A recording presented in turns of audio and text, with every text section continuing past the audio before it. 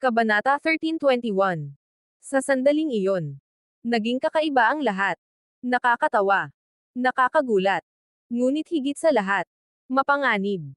Ang piraso ng puno ng walang hanggan ay tila isang batang ayaw sumama. Pilit itong kumakapit sa paligid ng espasyo habang unti-unti itong hinihila ng gininto ang liwanag. Ngunit masyadong makapangyarihan ang puwersang iyon. Wala itong pagkakataong lumaban. Diretso itong kinaladkad papasok sa katawan ni Zephyr. Saan nagmula ang lahi mo? Puno ng pagkabigla ang sigaw ni Nine Netherbird. Ngunit walang sagot. Kahit si Zephyr. Hindi rin maintindihan kung anong kapangyarihan ang unti-unting gumigising sa loob niya. Bigla. Isang nakakadurog na sakit ang sumabog mula sa kanyang tiyan. Napakuyom siya habang ang isang napakalawak na enerhiya ay marahas na kumalat sa kanyang buong katawan. Mula tiyan. Hanggang buto. Hanggang sa bawat hibla ng laman. At doon niya ito nakita. Sa loob ng kanyang katawan. Isang maliit na panlang kulay jade ang dahan-daang nag-ugat. Buhay na buhay ito. Habang umiikot ang mala-jade na enerhiya. Tatlong maliliit na sanga ang unti-unting sumibol. Kasunod nito. Tatlong berdeng dahon ang dahan-daang bumukas. Boom! Sa mismong sandaling bumukas ang mga dahon.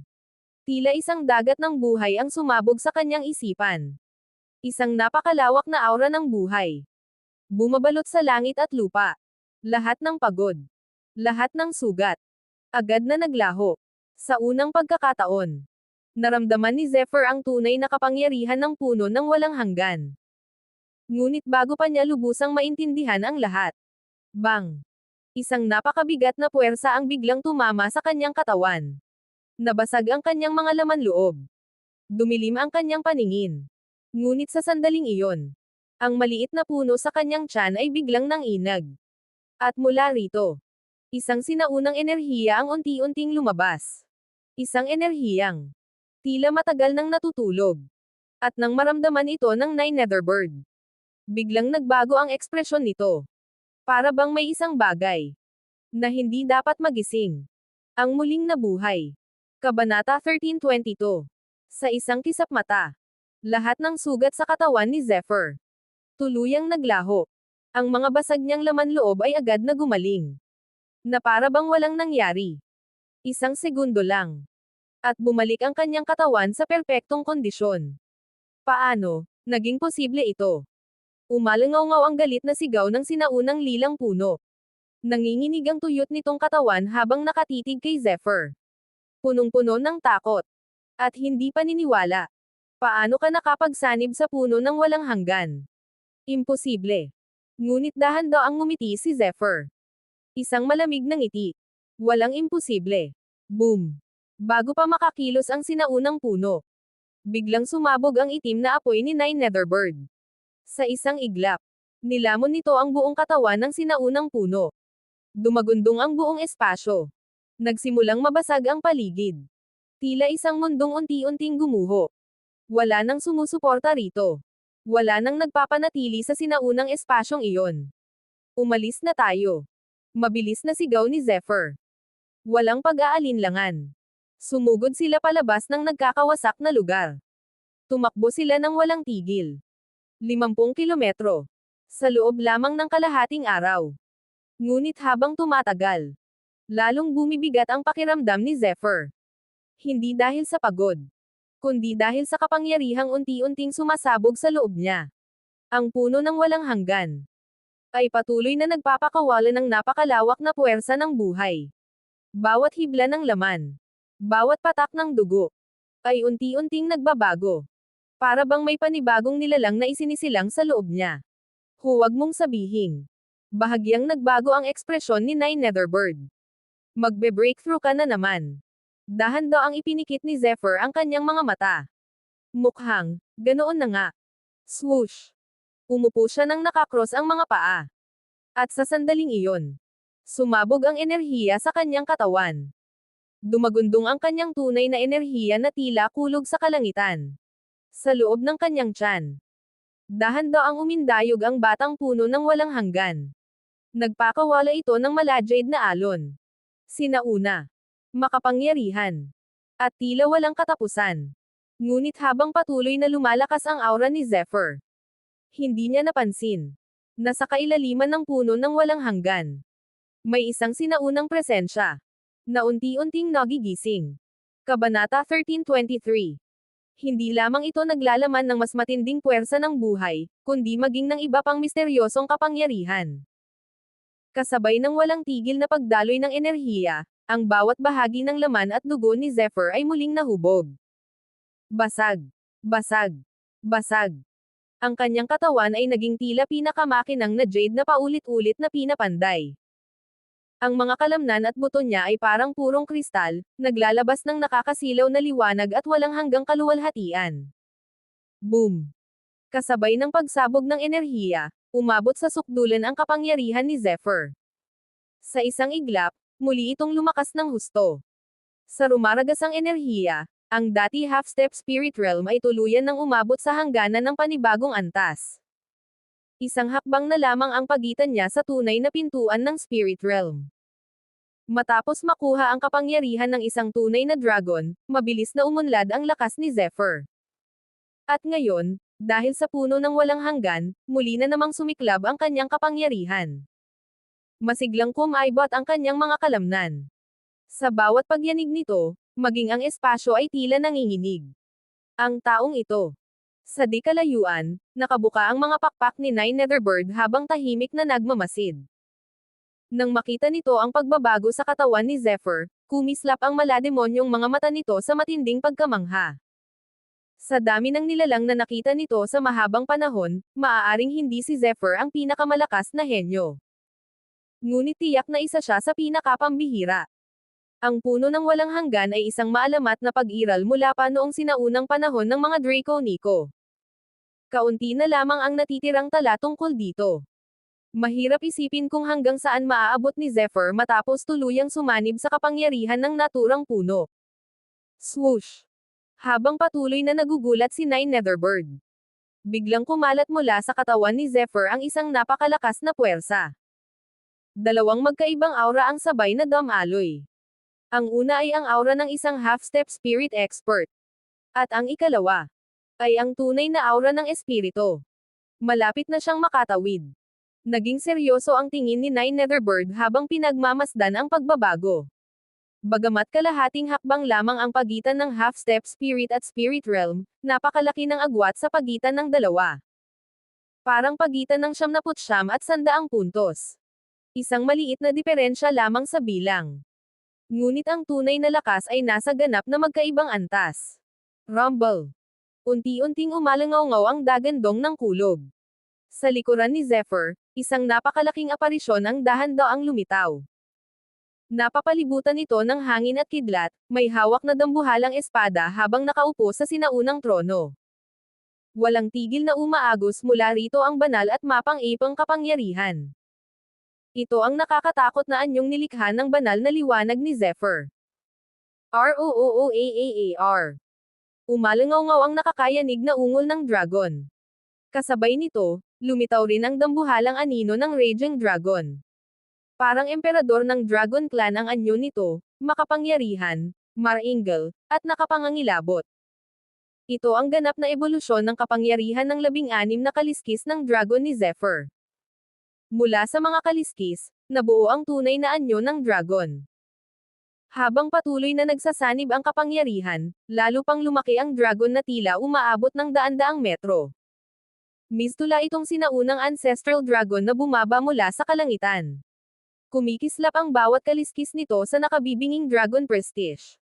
At ang mga mata nitong nagniningning ay tila tunay na buhay. Kabanata 13:24. Boom! Habang patuloy na umuunlad ang dalawang dambuhalang multo, ang rumaragasang tunay na enerhiya sa paligid ni Zephyr ay biglang nagwala. Isang napakalawak na kapangyarihan ang bumagsak mula sa kalangitan. Sa kailaliman ng walang hangganang sansinukob, nanginig ang mga bituin at umalon ang ilog ng kalawakan. Para bang naramdaman ng buong mundo ang pagsilang ng isang nakakatakot na nilalang. Sa sandaling iyon, ang diwa, enerhiya, at espiritu ni Zephyr ay sumailalim sa isang walang kapantay na pagbabago. Isang tunay na transformasyon. Lahat ng aspeto ng kanyang pag-iral, ang aura, momentum, dugo, at lakas, ay mabilis na nagbago. Malinaw niyang naramdaman na bawat hibla ng kanyang buhok, bawat selula, bawat kalamnan, at maging ang pinakamaliit na bahagi ng kanyang katawan ay muling isinilang. At ang pagbabagong iyon ay nagtutulak sa kanya patungo sa tunay na spirit realm. ROOOAAAR. Muling umalangaw ang nakakayanig na ungol ng dragon. Ang 16 na kaliskis ng dragon ay muling lumitaw sa kanyang katawan. Ang dagandong ng dragon ay tila nagmumula sa kailaliman ng kanyang kaluluwa, mula sa kanyang tunay na enerhiya, at mula sa bawat sulok ng kanyang laman. Sa sandaling ito, malinaw na naramdaman ni Zephyr na ang kanyang sinaunang draconic way ay nakapasok na sa panibagong antas. At patuloy pa itong lumalakas. Pak, pak, pak, pak. Mula sa kailaliman ng kanyang katawan, 4 pang pagsabog ang biglang umalangaw. Kasabay nito, 4 na bagong kaliskis ng dragon ang nagising. Mula rito, 4 na anino ng dragon ang sumabog palabas habang kumikislap ang nakapangangilabot na dragon prestige. Ang dambuhalang dragon sa likuran ni Zephyr ay muling lumakas. Lalo itong naging napakalawak at mapang-api. Sa bawat paggalaw ng mga mata ng dragon, ang mismong espasyo ay nagkakaroon ng mga bitek. 20 kaliskis ng dragon. Sa sobrang tuwa ni Zephyr, halos mapaungol siya sa lakas na dumadaloy sa kanyang katawan. Hindi niya inasahan na maaabot niya ang ganitong antas sa maikling panahon. Ang biglaang paggising ng 4 na karagdagang kaliskis ay nagbigay sa kanya ng kapangyarihang katumbas ng 20 bahagi ng kanyang lakas. At sa ilalim ng perpektong pagsasanib ng kapangyarihang iyon, walang kahit katiting na enerhiya ang nasasayang. Isang perpektong pagkakaisa lamang ng lakas. Mahiwaga. Walang hanggan. Hindi maarok. Ito ang tunay na kapangyarihang taglay ng spirit realm. Isa rin itong mas malalim na pag-unawa sa batas at prinsipyo ng martial arts. Kapag tunay na nakaabot ang isang tao sa spirit realm, ang kanyang pagkaunawa sa martial path ay umaabot sa isang hindi masukat na antas. Sa sandaling ito, habang patuloy na umaabot sa sukdulan ang espiritu, enerhiya, at diwa ni Zephyr, isang banal na liwanag ang sumiklab mula sa kanyang buong katawan.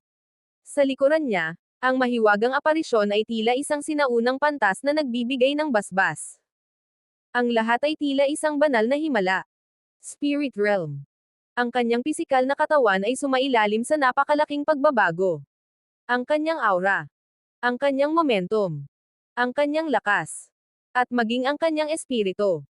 Lahat ay nagkaroon ng napakalaking paglukso. Ngayon lamang tunay na naunawaan ni Zephyr kung gaano kalaki ang agwat sa pagitan ng half-step spirit at tunay na spirit realm. Kahit kalahating hakbang lamang ang pagitan. Para itong langit at lupa. Isang agwat na halos imposibleng ilarawan sa salita. Napakabilis ng pag-unlad ni Zephyr. Noong una, isa lamang siyang cultivator sa strength realm. Ngunit sa loob lamang ng mahigit 1 taon matapos makapasok sa Boundless Academy, naabot na niya ang spirit realm.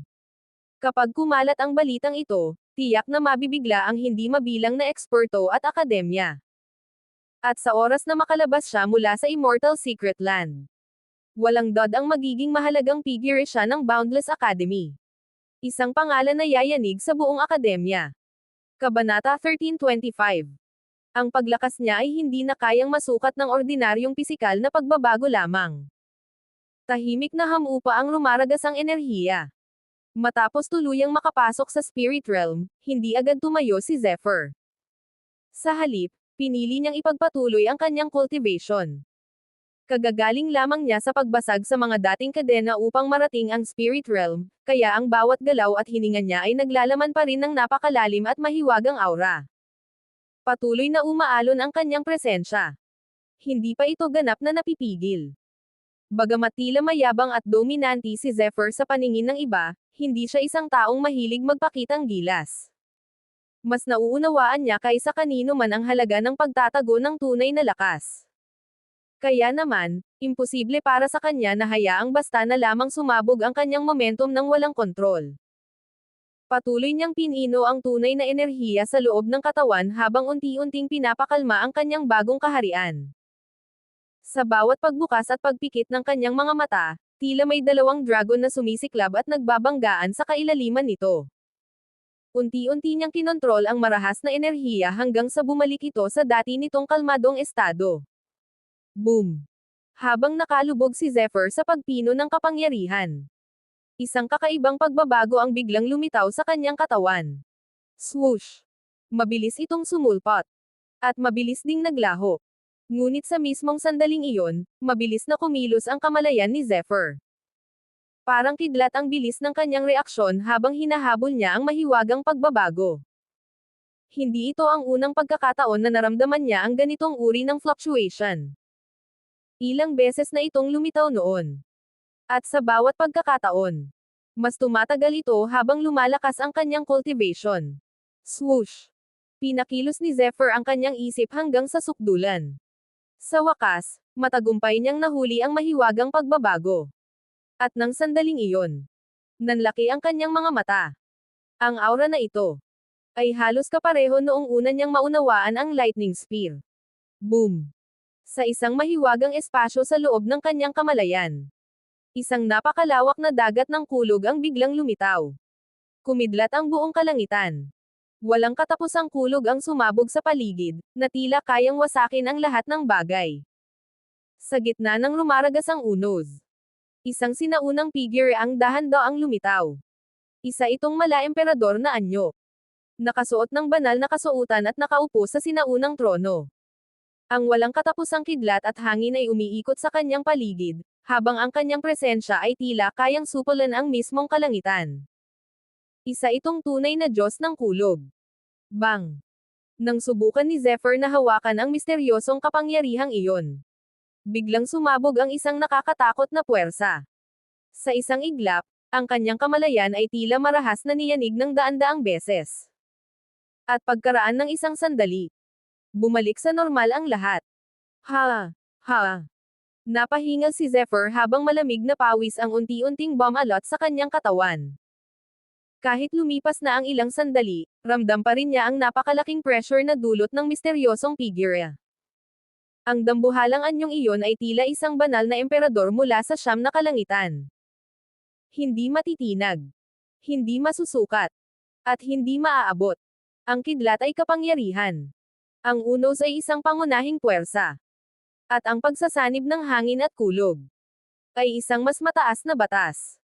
Bagamat napakaikli lamang ng sandaling iyon, malinaw pa rin niyang naunawaan ang kaunting pundasyon ng kapangyarihang iyon. At sapat na iyon upang maunawaan niya na ang misteryosong teknik na ito ay mas nakakatakot pa kaysa sa lightning spear. Dahan-daang kumislap ang mga mata ni Zephyr. Mukhang habang lumalakas ang aking cultivation, unti-unti ring nagsisilang ang aking katawan ng sarili nitong mga lihim na kakayahan. At ang mga kapangyarihang ito ay tunay na akin lamang.